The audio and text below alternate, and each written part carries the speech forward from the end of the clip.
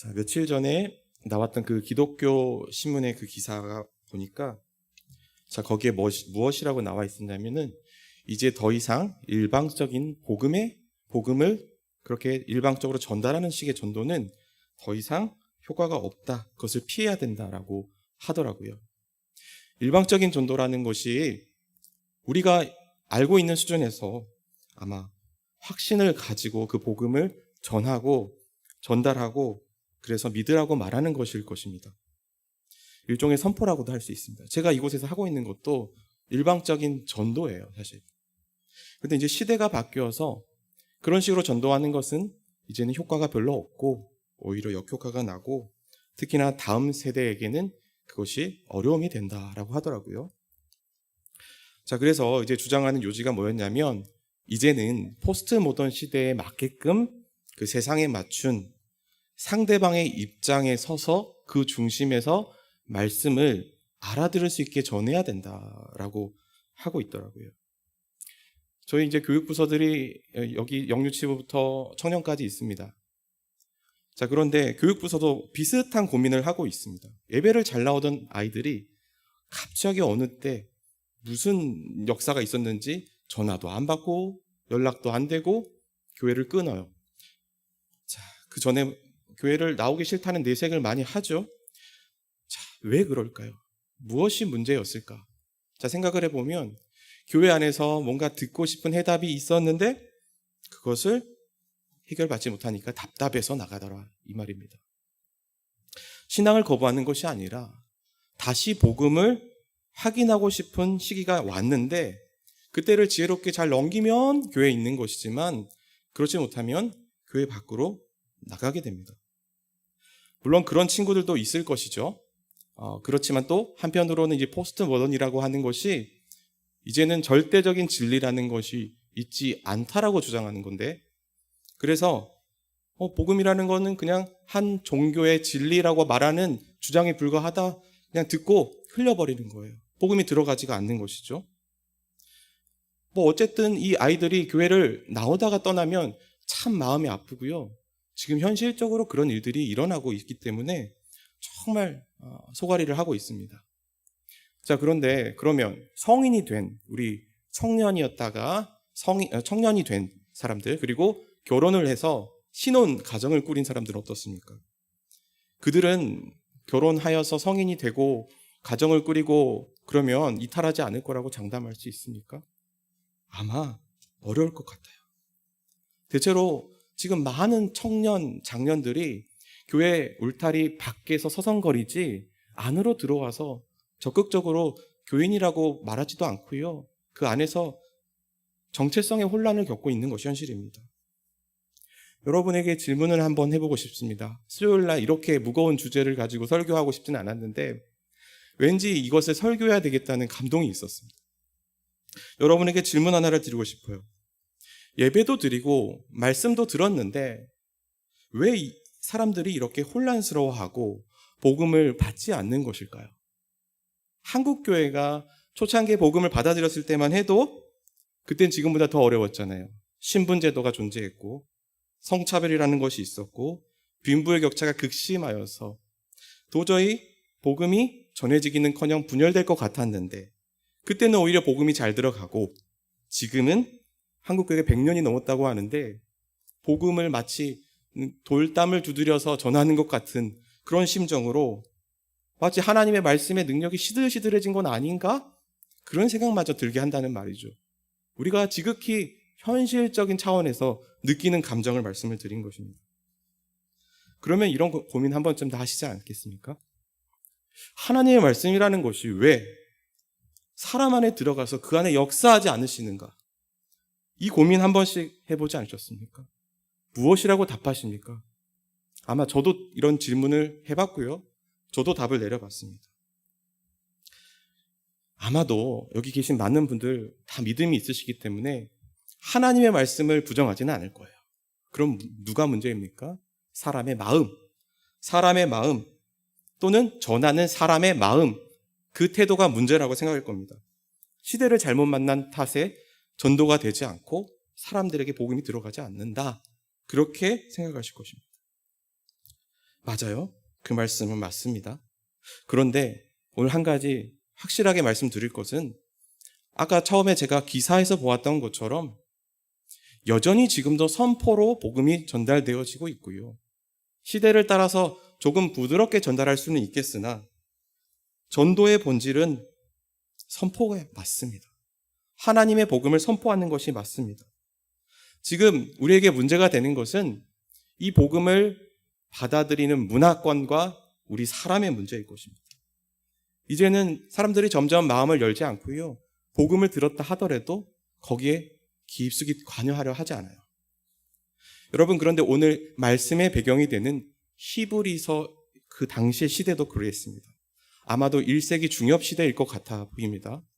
약 60년경일 것 같아요. 이제 초대교회가 그 고난과 박해 가운데 성장을 어느 정도 했고요. 그 뒤를 이어서 초대교회 신앙을 이어받은 2세대 그리스도인들이 등장을 했습니다. 그들도 신앙의 선배들을 따라서 믿음 생활을 했습니다. 지금 우리 한국교회가 초창기 그 부흥을 경험했지만 지금 시들시들하게 힘이 없는 것과 같이 당시 히브리서의 상황도 앞서 그 선배들은 순교를 당하면서까지 그 순수한 신앙을 지켰지만 지금 그들에게는 말씀도 들어가지 않고 왠지 믿음도 시들시들해져 있는 것입니다. 그래서 히브리서 저자가 이 후배 그리스도인들에게 편지를 보내서 그들의 신앙생활을 좀 고쳐주고자 하는 의도에서 편지를 쓴 것입니다. 그 잘못된 신앙생활이라는 것이 무엇이었냐면 그 당시로 치면 옛날에 그 구종교로 돌아가려는 것, 유대교로 돌아가 그걸 다시 믿으려고 하는 것, 그리고 이제 그리스도가 희미해지니까 점점 다른 종교들의 관심을 가지게 되는 것입니다. 한마디로 그리스도만 믿는 그 순수한 신앙으로는 살기가 힘들어졌습니다. 유혹의 시대를 살게 된 것입니다. 교회가 순수하게 주님만 바라보고 살면 되는데 유혹 앞에서 하나님을 잊어버리게 되고요. 과거로 돌아가자, 뭔가 다른 것을 첨가하자, 이런 식의 신앙의 퇴색이 일어나게 된 겁니다. 여러분, 오늘날 한국교회도 이미 그런 시기는 지났다고는 하지만 여전히 그런 흐름이 있죠. 자꾸만 교회 건물이 올라갈 때 우리는 박수를 치고 교세가 늘어난다고 이야기를 들었을 때 그것을 즐거워합니다. 자본주의라고 하는 세속 문화가 이미 교회 안에 들어와서 교회 사역이 실용적인 것, 효과적인 것 중심으로 꾸려지고 있어요. 이것은 단지 교회를 운영하는 사람들의 잘못이 아니라 우리 성도들도 똑같이 그렇게 생각하고 살아가고 있다는 것이 문제입니다. 2세대 살아가는, 3세대를 살아가는 신앙의 전통을 이어받은 사람들이 처하기 쉬운 환경이 바로 이런 것입니다. 순수한 신앙으로 살지를 못하고 점차 다른 것에 영향을 받게 되어요. 기술이라는 거 발전해가지고 이제는 앰프도 빵빵하게 터지고 이제 3차원 메타버스 막 별게 다 들어왔지만 상대적으로 약해진 것이 있습니다. 무엇입니까? 말씀의 선포. 현장에서 전하는 말씀의 복음. 그것이 들어갔을 때 역사한다라고 하는 믿음. 이것은 너무나도 많이 사라져버렸어요. 순수한 신앙은 말씀과 그 말씀의 능력만을 의지하면 됐어요. 그런데 이제는 좋은 환경을 먼저 갖추고 그리고 나서 거기서 말씀도 좋으면 너무 좋다. 이렇게 이제는 주객이 전도되는 상황까지 돼버렸습니다. 오늘 제가 너무 비판적인 이야기를 해서 죄송합니다. 이 수요일 밤에. 그런데 제가 정말 이것이요, 비단 여러분들을 향하여서 하는 지적이 아닙니다. 저에게도 해당되는 것입니다. 저도 말씀에 대한 태도가요, 너무 바르지 않다는 것을 직감하고 지금 이 말씀을 준비하게 되었어요. 우리 다 같이 한번 질문을 해볼까요? 이 질문 앞에 여러분 얼마나 정직하게 대답하실 수 있겠습니까? 말씀이 오늘 나를 인도한다라고 믿으십니까? 오늘 말씀이 24시간 동안 나를 인도했다라고 고백할 수 있으십니까? 정말 그렇게 믿고 말씀 들으시고 그 말씀대로 사십니까? 이 고백 앞에서는 아마 설교자인 저도 장담하지 못할 것 같아요. 너무나도 어쩌면 이제 흐려져 버린 이 말씀이라는 것의 힘에 대해서 이제는 회복해야 될 때가 온지도 모르겠습니다. 그래서 제가 오늘 이 말씀을 골랐습니다. 저 참 말씀에 대한 목마름이 있는데 그것을 해결하지 못하고 있었어요. 말씀을 연구하고 깊이 들어가고 그 말씀이 정말 말하는 것이 새롭고 나를 변화시키고 기대가 되고 또 다르게 역사하기를 바라는데도 그 말씀에 대한 내 마음의 벽, 든든한 그 벽이 있기 때문에 사실 말씀의 깊이에 들어가지 못할 때 사실 이 말씀이 떠오르게 되었어요. 하나님의 말씀은 어떻게 한다고 합니까? 하나님의 말씀은 살아있고 활력이 있어 좌우에 날선 어떤 것보다 외리하여 혼과 영과 및 관절과 골수를 찔러 쪼개기까지 하며 또 마음의 생각과 뜻을 판단한다고 합니다. 참 이 말씀을 인용하는 많은 사람들을 보았어요. 하지만 이 말씀이 이해되는 것은 마치 말씀을 전하는 자 안에서 그 말씀이 다 습득이 되어서 카리스마에게 전해지는 것으로만 이 말씀을 받으시더라고요. 그런데 말씀이 우리를 인도한다라고 고백할 때, 말씀이 우리에게 역사한다라고 고백할 때 설교자만 그런 경험을 하게 되는 것일까요? 아니요, 그렇지 않습니다. 설교자이기 이전에 그것도 분명 맞는 말씀입니다. 설교자에게 강하게 역사하셔서 그 말씀이 우리의 심령을 때리는 것이 맞아요. 그렇지만 설교자에게 이전에 말씀은 모든 성도들에게 역사하는 말씀입니다. 설교자도 말씀을 연구하면서 하나님의 말씀 앞에 내가 얻어맞고요, 내 부끄러운 부분이 드러나게 되고요, 그 말씀에 압도되는 경험을 하게 될 수밖에 없어요. 이 시간에 말씀을 전하는 것도 성령의 조명하심으로 내가 듣게 된 것을 전달하는 것일 뿐입니다. 여러분, 지금 이 시대에 말씀을 들으려고 하고 또 듣지 않으려고 하고 어떤 사람이든지 상관없이요, 그 말씀은 여전히 유효하고 효과적으로 오늘도 선포되고 있고 능력이 있으심을 믿으시기 바랍니다. 그런데 오늘 제가 이 말씀을 이왕 전했으니 이 말씀이 정말 말씀의 능력만을 강조하는 것은 아니라는 걸 말씀드리고 싶어요. 오늘 이 강력한 말씀의 역사가 단지 말씀은 능력 있고 거기서 끝나는 것이 아닙니다. 능력 있는 말씀 앞에 서게 되는 우리 말씀 듣는 사람의 상황이 사실 강조되어지고 있어요. 자, 히브리서 4장 우리는 한 중간쯤을 읽었어요. 그렇기 때문에 히브리서 4장 이 말씀의 청자가 이 말씀을 읽는 독자가 누구인가, 그것을 잠깐 설명을 드려야겠습니다. 이 저자는 특정한 대상을 지금 놓고 설명을 하고 있는데 그 사람은 어떤 사람이냐? 바로 그 사람은 한마디로 내 예수 믿었어요. 나 예수님 믿는 그리스도인 되었어요. 그러니까 이제 나 죽어서 가는 그 천국만 바라보고 살겠습니다. 나는 이제 예수님 믿는 것만으로 내 의무를 다했고 이제 그것으로 끝입니다. 믿음을 이뤘습니다. 나는 이제 기다리다가 천국의 안식에 들어가겠습니다. 그걸로 땡인 사람인 것입니다. 그래서 히브리서의 기자가 이렇게 논증을 해요. 그는 출애굽 백성의 그 완고함을 비교합니다. 출애굽 백성들이 광야 세대에 살아가면서 하나님의 진노를 샀어요. 그래서 약속의 땅이라고 하는 가나안 땅에 들어가지를 못했습니다. 마찬가지로 지금 기세등등하게 나는 하나님의 약속 받아서 나는 괜찮아라고 말을 하고 있지만 너희들의 약속이 진짜 보장이 될까? 이렇게 의심의 꼬리표를 던지는 것입니다. 어쩌면 들어갈지도 모른다고까지 지금 강하게 말하고 있는 겁니다. 여러분, 천국을 가는 약속을 받았으니 내 삶에 드러나는 행동의 변화, 생각의 변화, 이런 것들은 없어도 되는 것일까요? 그것은 틀렸다는 것을 누구나 알고 있을 것입니다. 히브리서 저자는 묻고 있어요. 도대체 이 말씀이라는 것이 예수 믿었다고 하는 당신에게 무엇입니까? 예수를 믿고 신앙생활을 오래 해왔다고 하는데 도대체 이 말씀이라는 게 당신에게 무엇입니까? 그래서 오늘 답이 나왔습니다. 그 답이 무엇입니까?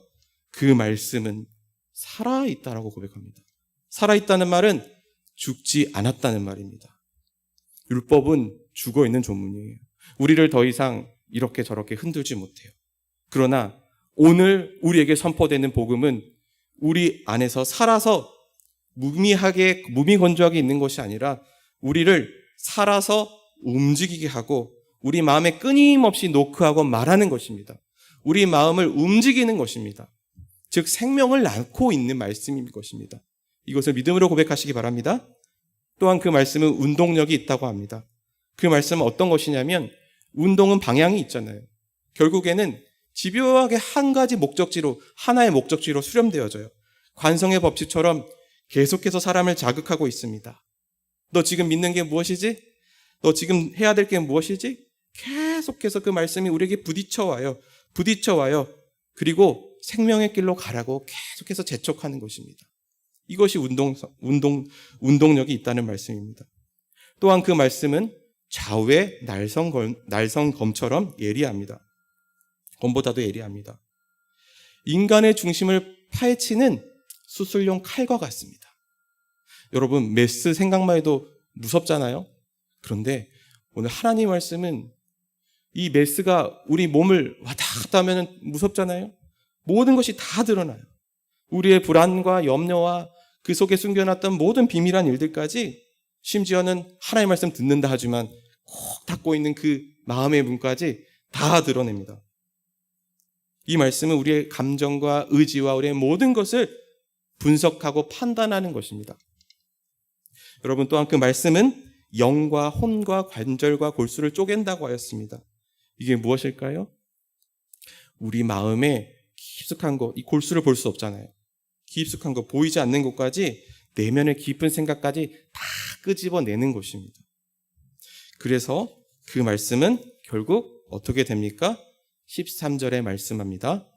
한번 읽어보도록 하겠습니다. 함께 읽겠습니다. 시작. 지으신 것이 하나도 그 앞에 나타나지 않음이 없고 우리의 결산을 받으실 이의 눈 앞에 만물이 벌거벗은 것 같이 드러나느니라. 아멘. 여러분, 제가 아까 말씀드렸죠. 이 말씀은 말씀의 능력을 강조하는 것일 뿐 아니라 그보다 그 말씀의 능력에 의해서 곤란한 처지를 당하게 된 듣는 사람의 처지를 말하고 있다는 것입니다. 하나님께서 우리의 약한 부분들을 말씀으로 다 드러내셔 버렸어요. 마치 발가벗은 것처럼 세상에 다 오픈이 되어 버렸을 때 우리는 어떻게 해야 될까요? 너무나도 부끄럽고 너무나도 드러낼 것 없는 모습들이 사실 우리의 모습이 아닙니까? 그런데 그 모습 가지고 오늘 13절에 보니까 판결을 기다리시는 결산을 받으실 이 앞에 서야 된다라고 합니다.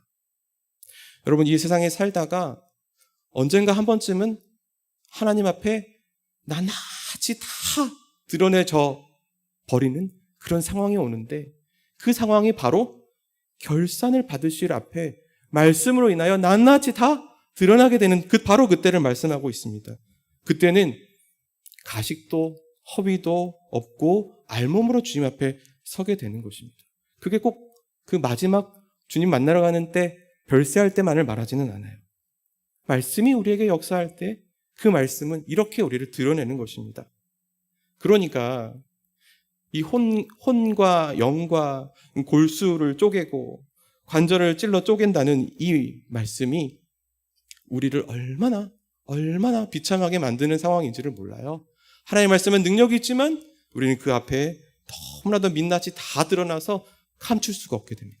그런데 오늘 사실 성경은 이 말씀을 듣는 자들이 좀 깨닫기를 바라고 있어요.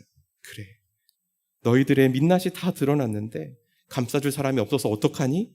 그럼 너는 어떻게 하겠니? 여러분이라면 어떻게 하겠습니까?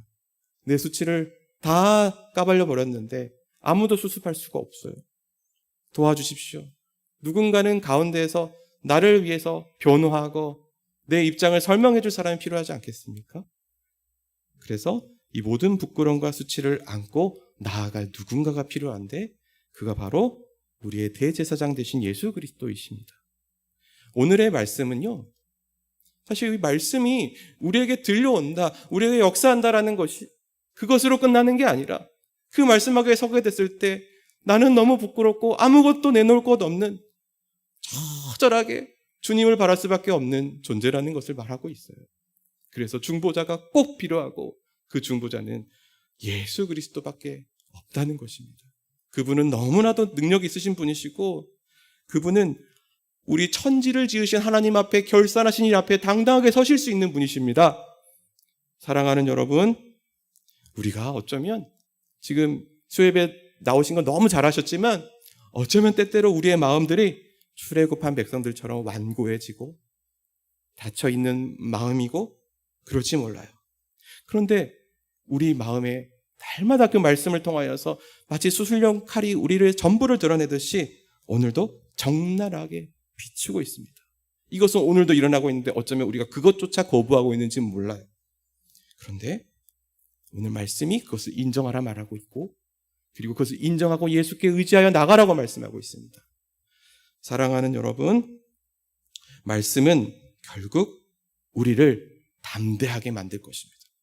말씀은 결국 우리를 참으로 의지하실 일을 의지하게 만들 것입니다. 예수의 말씀이 우리에게 들려올 때에 그 말씀은 생명을 주고 그 말씀은 우리 안에 역사하시는 말씀이 될 것입니다. 주님 앞에 가감없이 솔직하게 모든 것을 내어놓고 참된 평화와 생명을 얻으시는 여러분들이 다 되시기를 바랍니다. 기도하겠습니다.